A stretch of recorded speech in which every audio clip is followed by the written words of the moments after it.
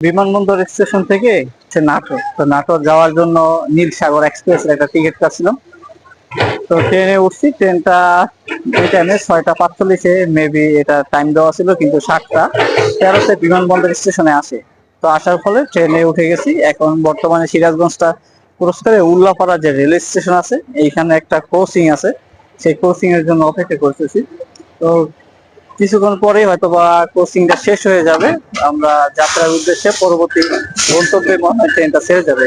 এই ট্রেনটার জন্য দীর্ঘ সময় অপেক্ষা করেছিলাম, ট্রেনটা অলরেডি চলে আসছে। এখনই মনে হয় আমাদের কোচিংটা শেষ।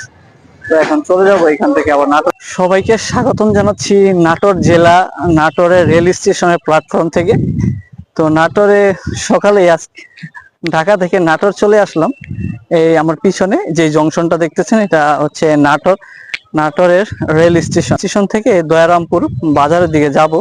রেলের প্ল্যাটফর্মে নামলাম, নামার পরে এখন যেখান থেকে গাড়ি অথবা অটো পাওয়া যাবে ওই দিকে আর কি যাচ্ছি। তো দেখা যাক সামনে গিয়ে কি অবস্থা।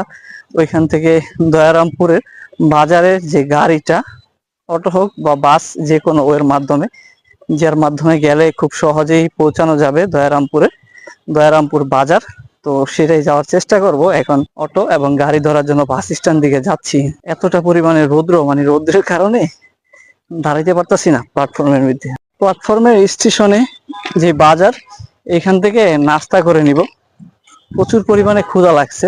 এখন এই স্টেশনের বাজারে গিয়ে আগে নাস্তা করব, তারপর যেদিকে প্রোগ্রাম দেওয়া আছে ওই এলাকার দিকে মুভ করব। তো স্টেশনের যে বাজারের দিকে যাচ্ছি এখন রেল স্টেশনের প্ল্যাটফর্ম থেকে।